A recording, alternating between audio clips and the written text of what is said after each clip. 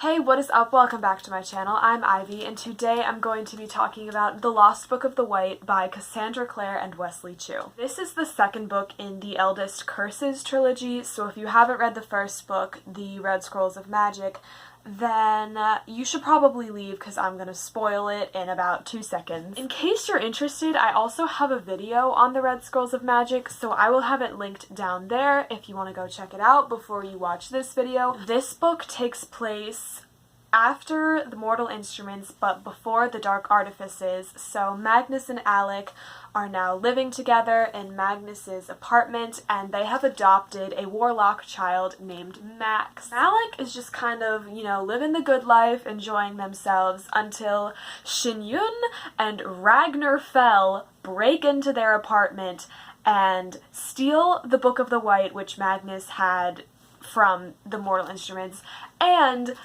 Shin-Yun stabs Magnus with this really weird thorn thing. This, of course, launches Malik along with Clary, Jace, Simon, and Isabel on a journey to regain the Book of the White. So they end up going to Shanghai and chasing Shin-Yun and Ragnar Fell. I just loved how the entire gang was in this book. I still, of course, really enjoyed the focus on Magnus and Alec because that's just amazing and I love them. But just seeing the whole gang again and how much they've grown since the Mortal Instruments and just they're adults now was so much fun for me. This book was definitely more intense than its prequel, but I do still think that it was just more of a fun time. I was just kind of cruising my way through it, enjoying myself. This book, however, is definitely setting stuff up to come, which I am so unbelievably excited about. I really have no major complaints other than maybe the ending was a little too rushed and convenient, but like I said, this is definitely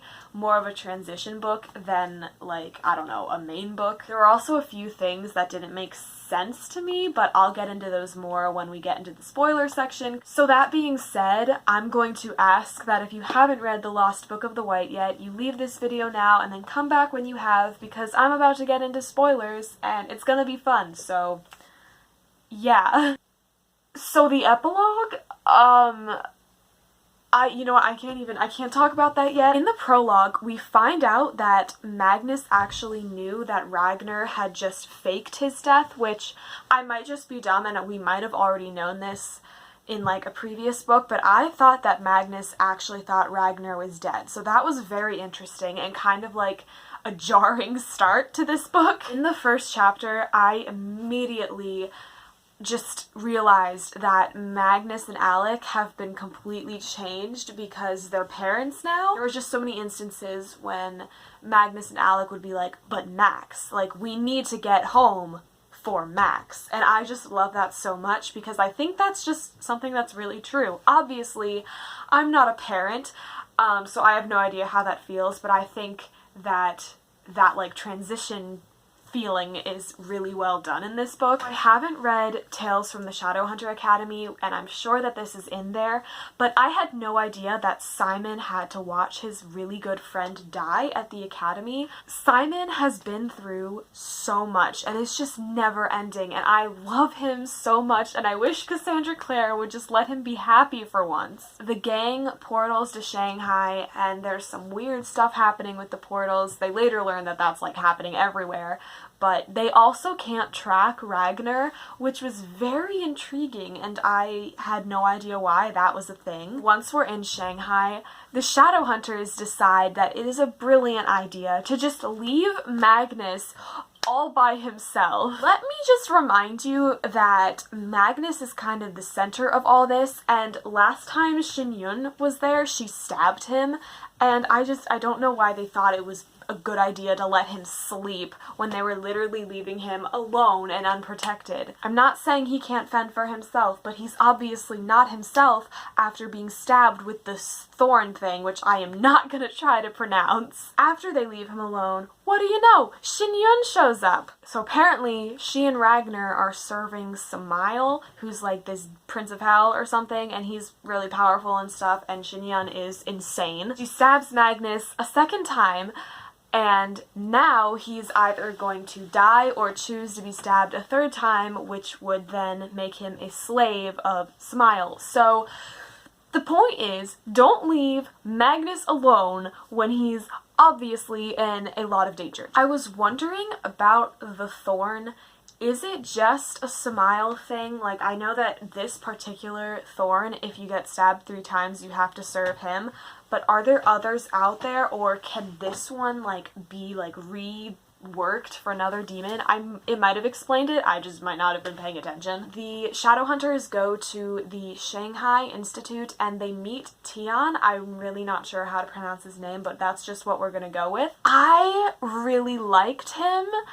I don't know, it was just exciting to meet someone new, especially someone from Shanghai. Like, I don't know, it's just always fun to see how, like, different Shadowhunters are across the world. Of course, he is related to Jem, and when Jem showed up, I was so excited. Jem tells Magnus that he and Tessa got married in secret, and oh my god, you have no idea how much that means to me. Tessa has been in hiding, though, because she's an eldest curse. So the eldest curses are apparently the, like, oldest child of a Prince of Hell, so we only know about 2 as far as I know, Magnus and Tessa, and I'm wondering how many are out there. I know Smile mentioned that he doesn't have one because he hasn't been around. I'm really curious because I feel like there has to be more out there and they have to become involved somehow because the frickin' trilogy is called The Eldest Curses. Tian kind of tells the Shadowhunters about the history of the demon Yan Luo. Apparently, which I'm sure, again, I knew this, that was the demon that tortured Jem and killed his parents and, you know, ruined his life. The K family defeated Yan Luo.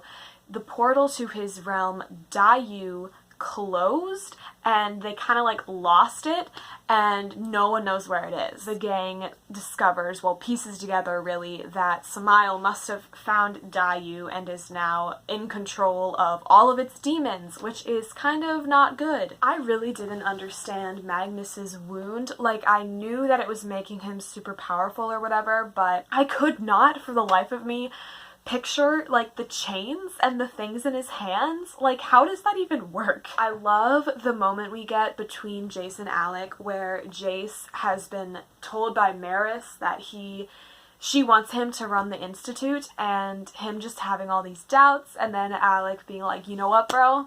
You got this. I love all interactions between all Parabati. Somehow we end up at the Shadow Market, and the scene with Pang Fang was so incredibly hilarious. He was hilarious in the last book, he was hilarious in this book. The fact that he has a cardboard cutout of Alec was just, oh, it was perfect. When Pang Fang was like, as long as they don't have the Book of the White, everything's fine! Oh my god, I died. So let's talk about black and white impermanence. Basically, there are these 2 swords, but they're also gods. I did not understand what was going on. I mean, it's pretty cool, like, the concept of these swords, but I also thought that they would be a bigger deal because, like, the smithies, is that the correct word? I don't know. The people that gave them to Malik made it seem like they would each have to wield the one they were given, but then that's really not how things played out, so that was a little disappointing to me. Like, I thought we were gonna get some really cool thing with the swords, and then what actually ended up happening was just like, okay, that's cool, I guess. The Shadow Market is attacked by, you know, Shinyun and Ragnar and like 50,000 demons, so our gang portals into Dayu, and they're in hell for like the second or third time? No, second time. As soon as they get to Dayu, Simon's missing, and I was wondering why we were putting such an emphasis on Simon and like just Magnus noticing that he's like really not okay, and for some reason no one else seems to be noticing this. I don't really understand. When he went missing, I started getting really worried. When they're in the second court and Tian reappears and was like, oh yeah, you know, I got captured by demons, but it's all good now, and then he like pays the evil painting lady, I knew something was up. Like, you don't just reappear like that. I don't know. It was really, really fishy. When Izzy sacrifices herself to go and be tortured so that like the zombie things would stop like coming or whatever, I would have been so upset if I hadn't known that she's perfectly fine in the Dark Artifices. Oxhead and Horseface. Tion has like all this knowledge, right? And he's like, yeah, these demons have been called Oxhead and Horseface for years. I was like, like the fact that this is their real name and not just like a funny thing that like Jace or somebody said, I can't even. Smile showing up finally was so awesome to me. He's so fantastically written. I love him. He's just so nonchalant and like, yeah, you know, this is happening. Everything's a joke to him. He has so many funny lines and just him being like fake surprised at like all these different moments. Oh my god. He's so funny and I love him. So then Tion's like, I'm working for Smile, and okay, you're gonna think I'm lying, but I legit was like, it's probably a double cross. Like I was like, well, what if he's actually lying to Smile? He's not actually working with Smile. He's like tricking everyone. I don't know how I knew, but I knew. When Tion like revealed that he was working for Smile, Magnus's speech about Shadowhunters and how they have like this sacred duty was so surprising to me. Obviously Magnus doesn't hate Shadowhunters, but he's never exactly like loved them or what they stand for, so I just thought it was really sweet when he kind of acknowledges how hard it is to be a Shadowhunter and that they're super important. When Tion was like, none of y'all know what it's like for your love to be illegal, and Magnus and Alec were like, we kind of do. But then Jace is like, I don't even know what to say to that. I can't. That was by far the funniest part of the book for me, for sure. Our gang just casually jumps off this bridge into like a pit in hell, you know, just another day on the job. For some reason, I really loved going to reverse Shanghai. I've always been fascinated by stuff like that, like the Upside Down in Stranger Things, and I was just excited. I was like, yes, we're going into a weird alternate dimension thing. Shin Yun shows up, and she takes them to Simon because she wants Samael to get back on track with his, like, evil, you know, destroying the world plans. This didn't make any sense to me because she's been stabbed 3 times by the thorn, so shouldn't she be doing what Samael tells her to be doing? Samael, since she was stabbed by the thorn, should have power over her and should have control over her, right? I don't get the thorn. It doesn't make any sense. Samael was apparently torturing Simon because Simon killed Lilith, however unintentionally, but you know, it still happened. And apparently Samael was in love with Lilith, which I really hope they don't, like, work together sometime in the future because I feel like that's just gonna end badly. Of course, Izzy and Tion and a giant tiger come to the rescue. They save Simon, and I was validated because it was a double cross and Tion was good all along. Tion kind of shares his story, and basically he was kind of lying about working with Samael. Like, he was tricking Smile into thinking that he was actually, like, serving him, but in reality he wasn't. He was just gathering information, and he was also protecting his girlfriend and, like, their secret because she's a phoenix and, you know, Shadowhunters. It's a whole big mess. While he's, like, telling his story, there's so much mention of... Oh my gosh, I thought my phone was gonna fall. Anyways, they keep mentioning the cohort and how it's just like this small group of Shadowhunters. It'll never amount to anything. That just... yikes. Simon's meltdown completely broke my heart, but then he was just over it so fast. He was like crying and just having a complete and total meltdown, and then 2 seconds later he's like, I'm fine, it's fine. The alarm rune is so cool. Like, I need that right now, please. Magnus leaving with not 1, but both of the god sword things and not telling anyone made me so mad. Magnus is supposed to be the one in the group who's smart, who makes good plans, who knows what he's doing because he's like hundreds of years old. But no, he just decides to leave and take their best weapons without telling anyone. He goes, he finds Ragnar, he like stabs him with the swords, and then Ragnar is free from the thorn thing. I have two questions about this. First of all, why didn't Ragnar, like, try to fight him? Because, again, if he was stabbed 3 times by the thorn, shouldn't he want to do what Samael wants him to do? So wouldn't he not want Magnus to stab him? Another thing that I was curious about, not so much confused, but just where did the gods go? Because like the swords kind of disappeared or whatever, so are the gods just kind of like running around in Dayu just doing their thing? Magnus and Ragnar like return to the church, and then the rest of the Shadowhunters, like all the Shadowhunters minus Alec, get put into like the pit with the demons and the lava, which is like not good, but they'll be fine. Samael, Shin-Yun, Ragnar, and Malik all go to Avicii. That's definitely not how you pronounce it, but that's how we're gonna pronounce it today. Basically, Avicii is like the worst part of hell, or the worst part of this hell dimension, and that's because Yanluo would like come there himself and just bring stuff to torture people. Shin-Yun has Alec at Thorn Point. Oh, that's weird to say. Alec frickin' stabs himself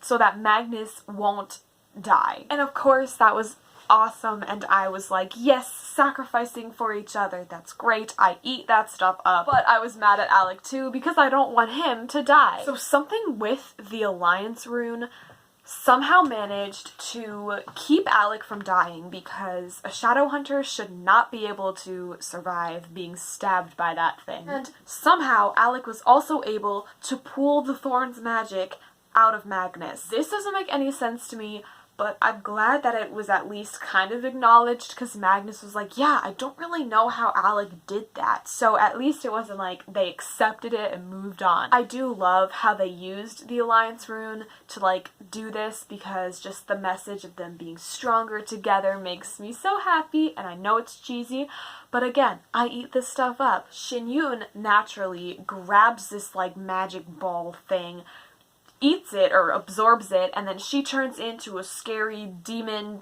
thing, and then she like flies through a portal. Samael also leaves because he's like, well, I gotta get a new realm now, so he goes off to do that. And so I was just sitting there thinking, are these two just around during TDA? Like, are they just kind of lurking there and still a thing? Because I'm pretty sure the last book in this trilogy takes place after the Dark Artifices, so they're just there the whole time. Our gang is luckily all safe. No one really got hurt other than Chase breaking his foot. They go back to Shanghai. Ragnar like disappears again because he's still afraid that Samael will come for him. They also say goodbye to Tion, and I sincerely hope that we see him again. I have a feeling we will, because I think we're kind of setting him up to have a bigger part, since he is like kind of rebelling, not really rebelling, but you know, his whole thing with his girlfriend and wanting to change things so that he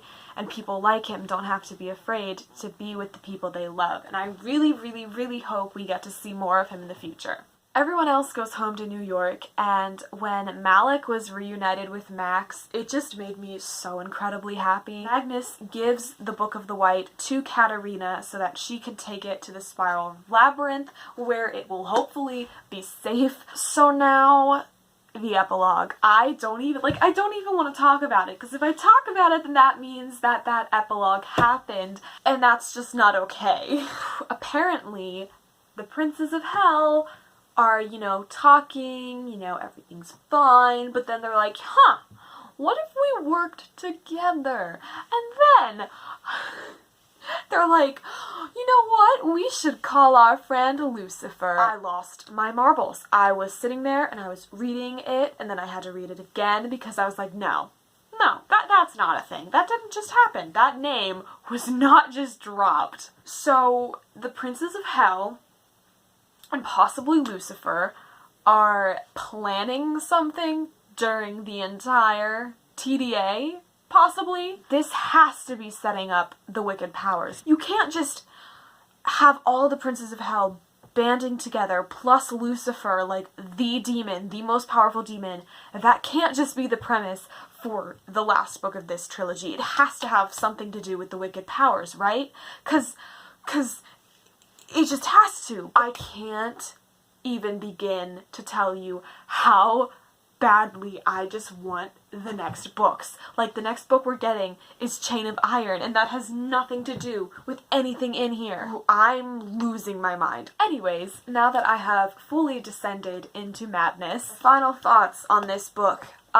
It was really fun. I had a great time, like I do with most Shadowhunters books, actually all Shadowhunters books, and I gave it 4.5 out of 5 stars, and it did not make me cry, and you best believe I'm going to be reading the next book. That is it for today's video. Thank you so much for watching. I hope you enjoyed it. I hope you have a fantastic day, and I will see you next time with another video. Bye.